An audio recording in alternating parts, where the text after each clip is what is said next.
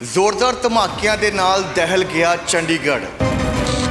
ਇੱਕ नहीं दो नहीं तीन धमाके हुए ने। वो भी बेचारा गरीब ही बंदा है, ऐसी कोई बात नहीं है। ये सिलेंडर की दुकान थी या क्वार्टर थे? ये नहीं, दुकान नहीं थी जी, क्वार्टर ही थे सबके। क्वार्टर थे। पर ऐसा होना नहीं चाहिए था। कोई पता नहीं चला ना कि किस कारण से हुआ था। हम लोग को तो पता नहीं, हम लोग थे नहीं यहाँ। तो पुलिस कब तक पहुंच गई थी? पुलिस तो काफ़ी लेट आई थी। हाँ, पुलिस तो आई थी, सब कुछ ख़त्म हो गया था। आज वो एकदम कम हो गया था, तब आई थी पुलिस। डर का माहौल था क्योंकि डर का बहुत था भी, बहुत ज़्यादा। पूरे मतलब गली के लोग डरे हुए थे। जानकारी तो ये कल शाम को हुआ है ये हादसा ना। यहाँ पे रिफिलिंग करते थे वो सिलेंडर की। अच्छा। तो उसमें यहाँ पे काफ़ी सारे सिलेंडर ही पकड़े हैं। इसमें तो मेन मिली वक्त तो पुलिस ही है, क्योंकि यहाँ पे सीसीटीवी फुटेज है उसकी दुकान के भी है। या नियर बाई में उसमें रात को 2-2 बजे तक दुकानें खुली रखता था। वहाँ पे पुलिस वाले खुद बैठ के कोल्ड ड्रिंक पीते थे, सब करते थे। तो कब से ये काम हो रहा था? ये तो जब से वैसे तो कंटिन्यू चल ही रहा है ये, पर जब से ये गैस की किल्लत ज़्यादा है, जब से और भी ज़्यादा तेज़ हो गया। ਗਲੀਆਂ ਤਾਂ ਜਿਹੜੀਆਂ ਛੋਟੀਆਂ ਹੈਗੀਆਂ ਉਹਦੇ ਵਿੱਚੋਂ ਕਰੋਚਮੈਂਟ ਇੰਨੀ ਹੈ। ਦੋਨੋਂ ਸਾਈਡ ਤੇ ਰੇੜੀਆਂ ਖੜੀਆਂ ਹੁੰਦੀਆਂ, ਉਹ ਦੋਨੋਂ ਸਾਈਡ ਤੇ ਰੇੜੀਆਂ ਖੜੀਆਂ ਹੁੰਦੀਆਂ, ਲੋਕੀ ਨਿਕਲਣਗੇ। ਅੱਗ ਤੇ ਕਾਬੂ ਤਾਂ ਬਹੁਤ ਜਲਦੀ ਪਾ ਲਿਆ ਗਿਆ। ਜਿਵੇਂ ਹੀ ਫਾਇਰ ਆਈ ਹੈ, ਫਾਇਰ ਬ੍ਰਿਗੇਡ ਦੀ ਮੋਟਰਸਾਈਕਲ ਵਾਲੇ ਪਹੁੰਚੇ ਜੀ। ਪਹਿਲਾਂ ਮੈਂ ਉਹਨਾਂ ਨੂੰ ਲੈ ਕੇ ਆਈ ਹਾਂ ਅਤੇ ਉਸ ਤੋਂ ਬਾਅਦ ਜ਼ਿਆਦਾ ਟਾਈਮ ਨਹੀਂ ਲੱਗਿਆ, 5-7 ਮਿੰਟ ਦੇ ਵਿੱਚ ਹੀ ਕਾਬੂ ਪਾ ਲਿਆ ਗਿਆ ਸੀ। ਉਹ ਸਾਰੇ ਜਿਹੜੇ ਗੈਰ ਕਾਨੂੰਨੀ ਤਰੀਕੇ ਨਾਲ, ਕਿਸੇ ਨੂੰ ਤਾਂ ਇੱਕ ਸਿਲੰਡਰ ਨਹੀਂ ਮਿਲਦਾ ਜੀ। 2 ਮਹੀਨੇ ਦੀ ਬੁਕਿੰਗ ਚੱਲ ਰਹੀ ਹੈ, ਕਿਸੇ ਦੀ 1.5 ਮਹੀਨੇ ਦੀ ਚੱਲ ਰਹੀ ਹੈ। ਕਈ ਲੋਕ ਇੱਦਾਂ ਹੀ ਜਿਨ੍ਹਾਂ ਦੇ ਘਰੇ 20 ਸਿਲੰਡਰ ਪਏ ਨੇ। ਉਹਨਾਂ ਦੇ ਗੋਦਾਮਾਂ ਦੇ, ਉਹਨਾਂ ਦੇ ਘਰਾਂ ਦੇ ਵਿੱਚ ਚੈਕਿੰਗ ਹੋਣੀ ਚਾਹੀਦੀ ਹੈ, ਕਿੰਨੇ ਸਿਲੰਡਰ ਹੈ, ਕਿੱਥੋਂ ਆਏ ਆ। ਕਿਉਂਕਿ ਜੇ ਇਹ ਕਾਰਵਾਈ ਨਾ ਹੋਈ ਤਾਂ ਇਹ ਦੁਬਾਰਾ ਫੇਰ ਹੋ ਸਕਦਾ ਹੈ ਵੱਡਾ ਹਾਦਸਾ ਕੋਈ। ਹੁਣ ਵੀ ਤਾਂ ਖਤਰਾ ਮੰਡਰਾ ਰਿਹਾ क्योंकि बिल्डिंग खस्ता हो चुकी है।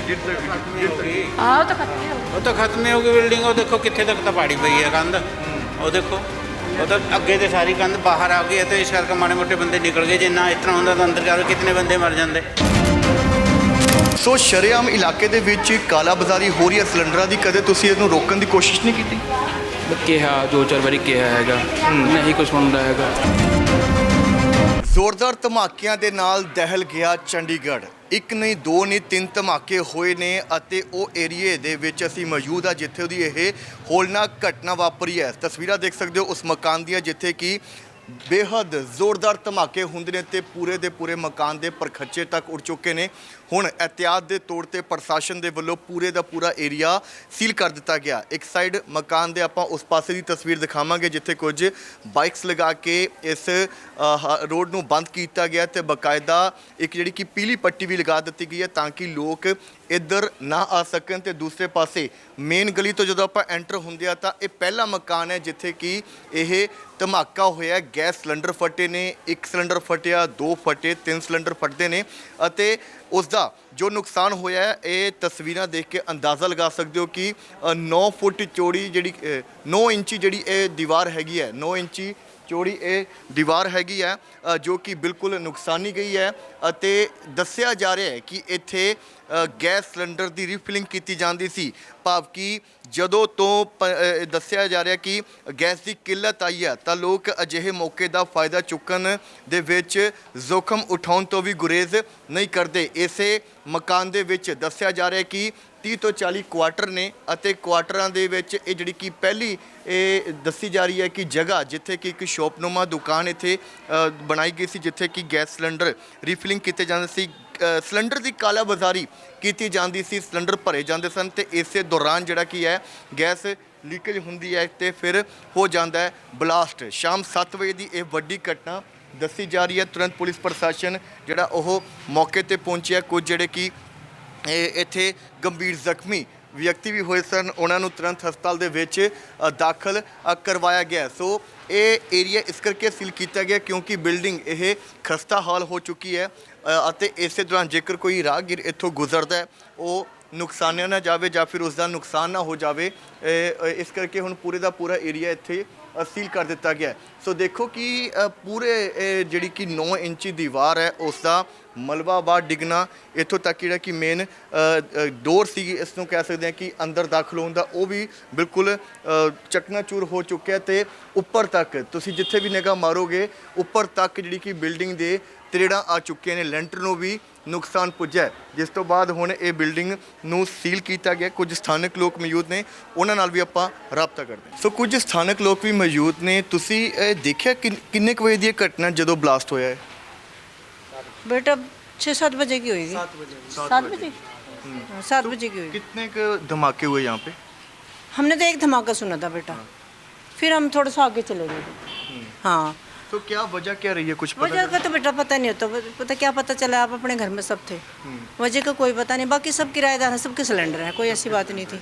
वो भी बेचारा गरीबी बंदा है, ऐसी कोई बात नहीं है। ये सिलेंडर की दुकान थी या क्वार्टर थे? ये नहीं, दुकान नहीं थी जी, क्वार्टर ही थे सबके। क्वार्टर थे। हाँ, ते जो सुनने में आया कि वो गैस सिलेंडर की काराबाजारी करता था, सिलेंडर हमने भरता नहीं था। सुना। देखो, हमने तो सुना नहीं ना, हमने कभी भरवाया। हम कैसे झूठ बोल दें? हमने तो ना सुना ना हमने भरवाए, और ना ही हमारे से किसी ने सिलेंडर खरीदे। कुछ शाम के समय जब ये घटना घटी है तो बहुत सारे लोग यहाँ पे होंगे, तो हाँ, लोग तो सब थे। कितने के जख्मी हुए हैं? जख्मी का भी 2-3 ही होंगे, एक दो होगा, हमने नहीं देखा बेटा। हम तो फिर वहाँ खड़े हो गए थे सारे जाके। हाँ, तो बिल्डिंग काफ़ी नुकसानी गई है सारा। बस यही होगा नुकसान, और तो कोई ऐसी कोई बात नहीं। तो भाई साहब आप यहीं पे थे जब ये ब्लास्ट हुआ है? ड्यूटी पे थे। ड्यूटी पे थे। रास्ता में पता चला, जो फ़ोन किया बंदा, यहाँ पे गैस फट गया। नहीं यार, जान पहचान वाले थे आप? नहीं, हम लोग का जान पहचान, हम लोग इधर रहते हैं। इधर रहते हैं आप। हाँ जी। तो जब ये ब्लास्ट हुआ तो कैसा माहौल था यहाँ पे, कुछ आइडिया? काफ़ी जमा हुआ था आदमी, पूरे भीड़ भड़का काफ़ी था। 3 गैस फटा हुआ था। तो बाहर को भी आ गई थी जब ये ब्लास्ट हुआ, तो बाहर को भी आ गई थी? नहीं, बाहर तो नहीं आया, वही यहाँ से लेकर वहाँ तक आया अंदर, बस इतनी आया था। ਸੋ ਬਾਕੀ ਇਹ ਸਥਾਨਕ ਲੋਕ ਹੈਗੇ ਨੇ, ਆਓ ਤੁਹਾਡੇ ਨਾਲ ਵੀ ਗੱਲਬਾਤ ਕਰਾਂ। ਜਦੋਂ ਇਹ ਘਟਨਾ ਘਟਦੀ ਹੈਗੀ ਹੈ ਤਾਂ ਜ਼ਾਹਰ ਜੀ ਗੱਲ ਹੈ ਕਿ ਬਹੁਤ ਸਾਰੇ ਨੁਕਸਾਨ ਹੋਣ ਦਾ ਖਰਚਾ, ਜੇ ਖੁਦਾ ਨਾ ਖਾਸਾ ਵੱਡਾ ਧਮਾਕਾ ਹੁੰਦਾ ਤਾਂ ਬਹੁਤ ਹੋਰ ਨੁਕਸਾਨ ਹੋ ਸਕਦਾ ਸੀ। हो जाता है जी, पर ऐसा होना नहीं चाहिए था। कोई पता नहीं चला ना कि किस कारण से हुआ था। हम लोग को तो पता नहीं, हम लोग थे नहीं यहाँ। जैसे कारण मतलब किस कारण से सिलेंडर फटा है ये नहीं पता चला कि किस कारण से हुआ है, कैसे कर रहे थे। हम लोग तो मार्केट गए थे, लेकिन वहाँ से आए तो पता चला कि मतलब ऐसा हुआ है हादसा। जब आप पहुंचे तो क्या मंजर था, कैसा माहौल था? हम वहाँ नहीं पहुँचे थे, हम तो छत पे से ही देखे थे, वहाँ तक गए नहीं थे, क्योंकि वहाँ भीड़ बहुत ज़्यादा थे ना, जाने नहीं दे रहे थे। हाँ, तो हम लोग तो बाहर से ही थे। तो पुलिस कब तक पहुंच गई थी? पुलिस तो काफ़ी लेट आई थी। हाँ, पुलिस तो आई थी, सब कुछ खत्म हो गया था, आगे वो एकदम कम हो गया था, तब आई थी पुलिस। और जिसकी ये बिल्डिंग है, मालिक मकान है, वो यहीं पे रहते हैं या बाहर रहते हैं? पता नहीं, मुझे नहीं पता है सर। हाँ, मुझे नहीं पता कि रहते हैं कि नहीं रहते हैं। सो आप भी यहीं पे रहते हो? हाँ हाँ, यहीं पर ये बड़ा घर है मेरा। ये वाला घर है। तो जब आपने धमाका सुना तो आप अंदर घर पे मौजूद थे? हाँ, जब घर पे थे धमाका हुआ, जब दूसरा धमाका हुआ, जब भी घर पे थे, फिर हम बाहर निकल गए थे। तो कितने टोटल कितने ब्लास्ट हुए यहाँ पे? 1 2 ब्लास्ट तो 3-4 हुए हैं। 3-4 हुए। हाँ, 3-4 हुए हैं। हाँ, तो कुछ पता चला कि किसके घर पे जब कौन से क्वार्टर में हुआ कुछ बंदा? ये हमने कुछ नहीं पता भी, हम तो अंदर थे, बस हमने ब्लास्ट हुए हैं, फिर उस टाइम हम बाहर चले गए। हाँ, डर का माहौल था क्योंकि डर का बहुत था भी, बहुत ज़्यादा। पूरे मतलब गली के लोग डरे हुए थे। हाँ, सारे डरे हुए थे। अभी जैसे कि बिल्डिंग पूरी ढहने वाली है तो पूरा सील कर दिया एरिया को? हाँ, सील कर दिया ये। हाँ, इधर वाला सील कर दिया, बस उधर के उधर रहो, उधर के उधर। तो दिक्कत हो रही है बहुत? नसीब तो क्या दिक्कत हुई, रात तो दिक्कत देखो सब नहीं थी, है नी। जिस तरह का हाल था तो बहुत ज़्यादा दिक्कत थी। तो ईब तो कोई दिक्कत नहीं, ईब तो ठीक हो गया सबकी में। तो भाई साहब आपके बगल में ये जो ब्लास्ट हुआ है तो कुछ जानकारी है आपको इसके बारे में? जानकारी तो ये कल शाम को हुआ है ये हादसा ना, यहाँ पे रिफिलिंग करते थे वो सिलेंडर की, अच्छा। तो उसमें यहाँ पे काफ़ी सारे सिलेंडर ही पकड़े हैं। इसमें तो मेन मिली वक्त तो पुलिस ही है, क्योंकि यहाँ पे सीसीटीवी फुटेज है उसकी दुकान के भी है, या नियर बाई में उसमें रात को 2-2 बजे तक दुकानें खुली रखता था। वहाँ पे पुलिस वाले खुद बैठ के कोल्ड ड्रिंक पीते थे, सब करते थे। मेन मुद्दा तो यहाँ बड़ैल में हर 3-4 घर छोड़ के रिफिलिंग हर जगह हो रही है। जितने भी किराना की शॉप है सब पे धड़ल्ले से ये काम चल रहा है। तो कब से ये काम हो रहा था? ये तो जब से वैसे तो कंटिन्यू चल ही रहा है ये, पर जब से ये गैस की किल्लत ज़्यादा है, जब से और भी ज़्यादा तेज़ हो गया। क्योंकि इस एरिया में प्रवासी मजदूर बहुत ज़्यादा हैं। वो शाम को आके 1 किलो गैस लेते हैं, वो 500, 600, 300, 400 जितना मर्जी में देते हैं, वो गैस की रिफिलिंग करते तो हैं। देखो कि चंद पैसों की खातिर पूरे इलाके को जोखिम में का डाल। माहौल है जी, यहाँ पे बच्चे बड़ी मुश्किल से बचे हैं। यहाँ पे रात को बहुत तगड़ा हादसा हुआ तो था ये। कैसा मंजर था जब ये अचानक ब्लास्ट होता है? ये तो बहुत भयानक मंजर था जी। ये तो बहुत देखने के ये था, बंदे के दहले हुए थे यहाँ पे। बच्चों में बहुत खौफ था इस चीज़ का। पर हमारी तो प्रशासन से ये मांग है कि जितने भी यहाँ पे परचून की दुकानें, करियाना की है, रिफिलिंग का अभी तक तो पुलिस ने कुछ किया ही नहीं। यहीं पे पुलिस घूम रही है, किसी करियाना की शॉपों पे अब भी रिफिलिंग चल रही है, कोई रोक टोक तो नहीं आपने है। कभी शिकायत की है इस मामले पर? शिकायत यहाँ पे हर बार पुलिस आती थी, वो पुलिस वाले देख के चले जाते थे, कह रहे कुछ नहीं मिला है। ये जो शख्स है, ये जो आप बोलते हो कि रिफिलिंग कर रहा था, ये कब से ये काम कर रहा था यहाँ पे? इसको काफ़ी टाइम हो गया काम करते हुए तो।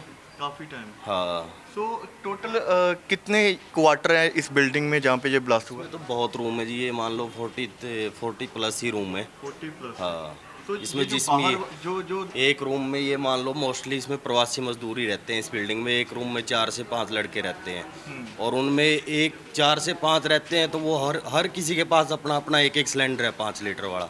किसी के पास बड़ा सिलेंडर नहीं है, वो चारों कोनों में बैठ के अलग अलग बनाते हैं, वही रिफिलिंग कराते हैं। उससे बहुत तगड़ी इनकम हो रही थी। ये तो बहुत हादसा बहुत भयानक था ये देखने में। भयानक था। और मौके पे 12 से 15 सिलेंडर मिले हैं। हाँ, मौके पे वो तो प्रशासन ने देखा ही है, वो तो आपके सामने वीडियो फुटेज सब आई हुई है।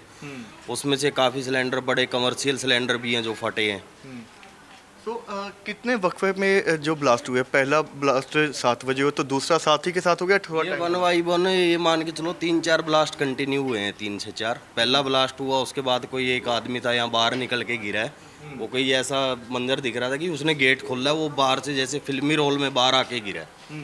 कि निकालने का तो यही नहीं था कि कोई बंदा अंदर घुसे। आग ही इतनी भयानक थी, कोई वहाँ नियर बाई जाने की सोच ही नहीं सकता था कि वहाँ घटना से हुई तो अंदर जितने भी क्वार्टर है वहाँ पे लोग मौजूद थे?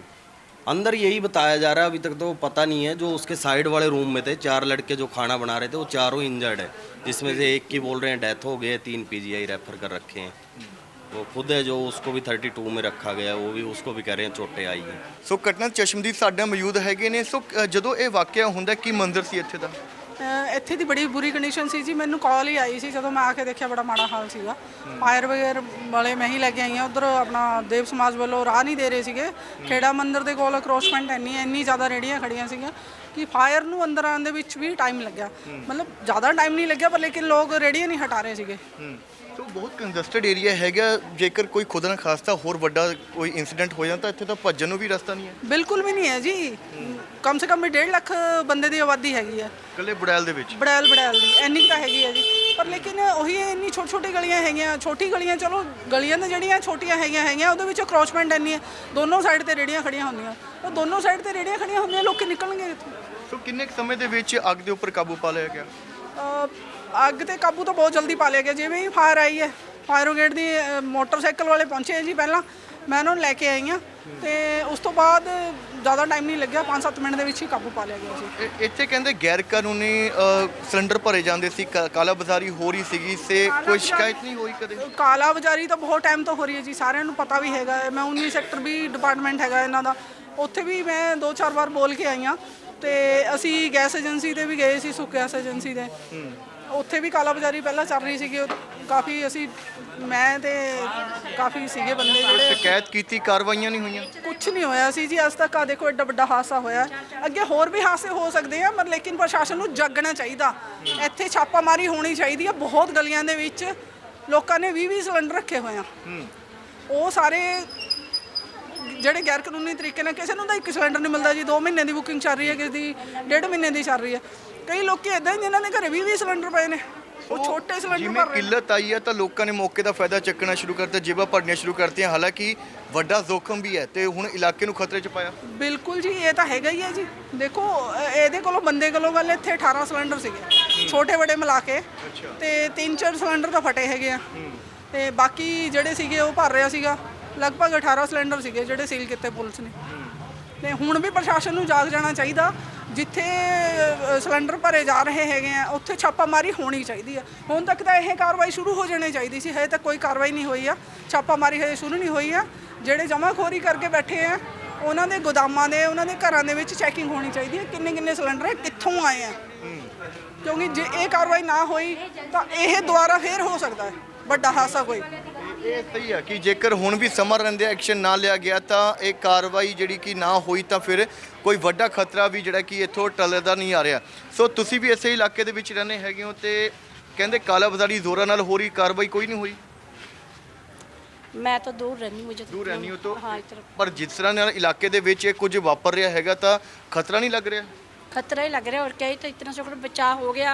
अगर इधर को गिरते सारी बिल्डिंग में खतरा होता है फिर। ਤੇ ਹੁਣ ਵੀ ਤਾਂ ਖਤਰਾ ਮੰਡਰਾ ਰਿਹਾ ਕਿਉਂਕਿ ਬਿਲਡਿੰਗ ਖਸਤਾ ਹੋ ਚੁੱਕੀ ਹੈ, ਗਿਰ ਸਕਦੀ। हाँ वो तो खतरे ही हो गए। ਉਹ ਤਾਂ ਖਤਮ ਹੀ ਹੋ ਗਈ ਬਿਲਡਿੰਗ। ਉਹ ਦੇਖੋ ਕਿੱਥੇ ਤੱਕ ਤਾਂ ਪਾੜੀ ਪਈ ਹੈ ਕੰਧ।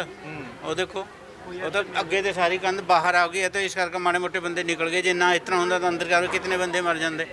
ਹੁਣ ਵੀ ਜਿਹੜੇ ਸਿਲੰਡਰ ਭਰ ਰਿਹਾ ਸੀ ਉਹੀ ਫੱਟੜ ਹੋਇਆ, ਉਹਦੇ ਸਾਥੀ ਫੱਟੜ ਹੋਏ ਨੇ। ਇਸ ਦਾ ਮੈਨੂੰ ਨਹੀਂ ਪਤਾ ਹੈ, ਮੈਂ ਬਾਹਰ ਆਇਆ। ਉਹਦੇ भी हाथ वगैरह सारे जले हुए हैं। जो भर रहा था उसको चोटें आई। हाँ जी उसको भी, वो भी एडमिट है सर हॉस्पिटल में। तो किसी डेथ भी हुई हैगी? सर बता रहे हैं कि 3 बंदों की डेथ हो चुकी है अब तक। दो जने एक कितनी? दो जने दी डेथ हो गई है। 2 जने की death। हाँ 2 जने दी हो गई अब।